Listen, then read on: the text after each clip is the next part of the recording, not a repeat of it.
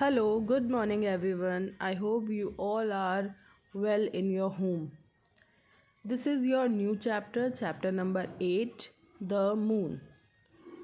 In this chapter, we will discuss about the moon, satellites, conditions on moon, formation of eclipses, etc. You already know about the solar system and which is made up of the sun and its planet. The solar system consists of the sun and 8 planets that move around it. Okay, solar system किससे बना होता है? सन होता है solar system में और उसके planets होते हैं जो उसके चारों तरफ उसके अराउंड मूव करते हैं. The sun is that the centre of the solar system. 8 planets in the solar system are Mercury, Venus, Earth. Earth is the third planet of the solar system. Mars, Jupiter, Saturn, Uranus and Neptune. All the planets, sun, star and other bodies in outer space are called celestial bodies. ठीक है, note it down. All the planets, sun and star and other bodies in the outer space are called celestial body. The scientific study of celestial body is called astronomy.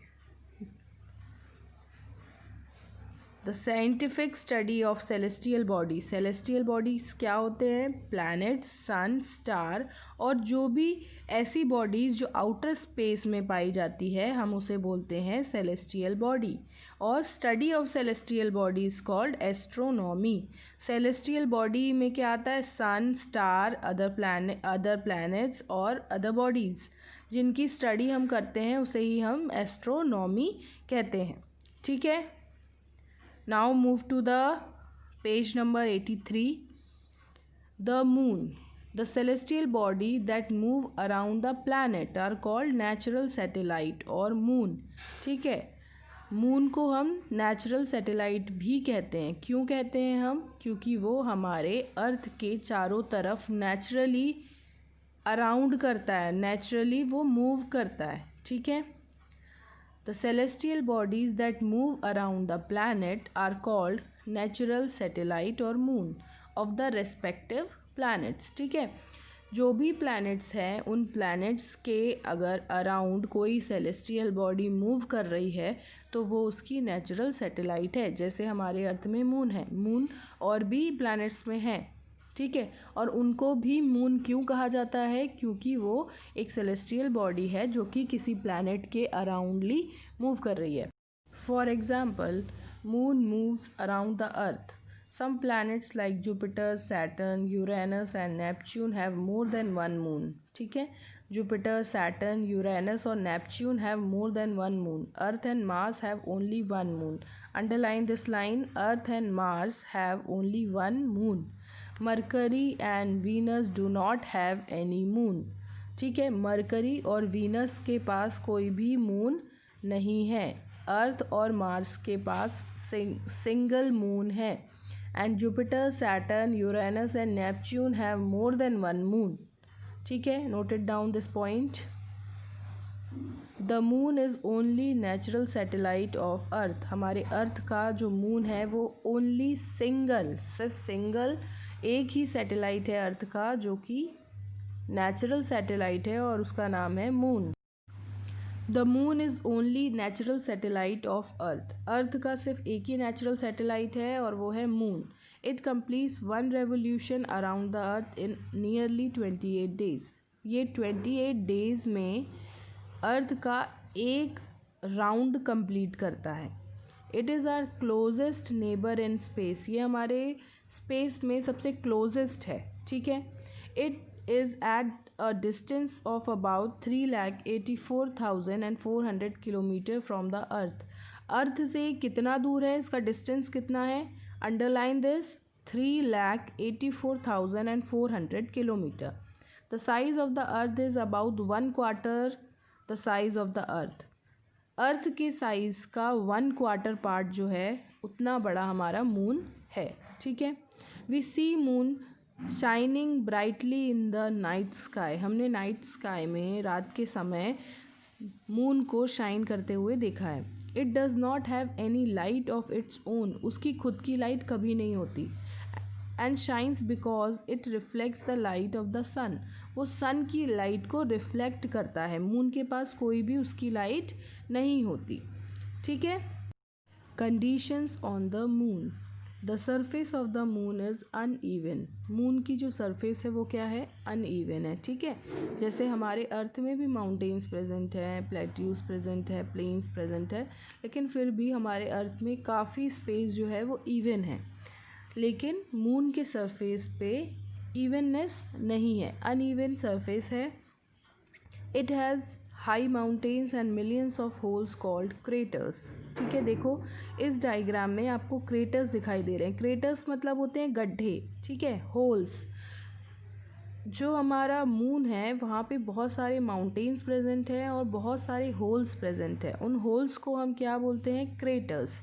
Craters are formed when rocks called meteoroids strike the surface of the moon। ठीक है। ये craters कैसे बनते हैं, craters are formed when rock जो है, जब rocks जो मेटेरॉइड्स कहलाते हैं, ठीक है, जब मेटेरॉइड्स मून की सरफेस से आकर टकराते हैं तो वहाँ पर होल्स बन जाते हैं और उन्हीं होल्स को हम क्रेटर्स कहते हैं। Craters are formed when rocks called meteoroids strike the surface of the moon. ठीक है। जैसे ही वो मून के सरफेस से स्ट्राइक करते हैं, टकराते हैं, तब ये क्रेटर्स फॉर्म होते हैं। A thick layer of dark grey dust cover the moon, there is no liquid water on the moon. ठीक है। एक ग्रे डस्ट जो है वो हमेशा मून को कवर करके रखती है और यहाँ पर किसी भी टाइप का कोई भी लिक्विड सब्सटेंस प्रेजेंट नहीं है, मीन्स यहाँ पर वाटर प्रेजेंट नहीं है। The moon has no air and has no atmosphere, so there is nothing to absorb और रिफ्लेक्ट सन्स रेज। ठीक है। जो मून है वहाँ पर कोई एयर नहीं है, वहाँ पे कोई एटमॉस्फेयर नहीं है, जिसकी वजह से वहाँ पे कुछ भी एब्जॉर्ब और रिफ्लेक्ट नहीं हो सकता। Also there is nothing to retain the heat on the surface of moon at night. ठीक है। साथ ही साथ यहाँ पर कुछ भी चीज़ ऐसी नहीं है जो हीट को रिटेन कर सके रात के समय। इसी वजह से thus the moon become boiling hot during the day about 100 degree Celsius. इसीलिए क्या होता है, दिन के समय में जो हमारा मून है वो बॉइलिंग हॉट, उसका टेम्परेचर कितना होता है, जितना एक बॉइलिंग करते टाइम वाटर का टेम्परेचर होता है 100 डिग्री सेल्सियस, उतना ही ज़्यादा गर्म मून का टेम्परेचर दिन में होता है। And freezing cold at night, और रात में इतना कम उसका टेम्परेचर होता है कि कोई भी फ्रीज़ हो सकता है, जम सकता है, -150 डिग्री सेल्सियस। ठीक है।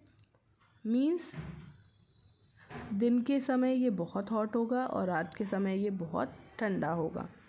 इन the absence of atmosphere on the moon there is no protection from the approaching meteoroids. ठीक है।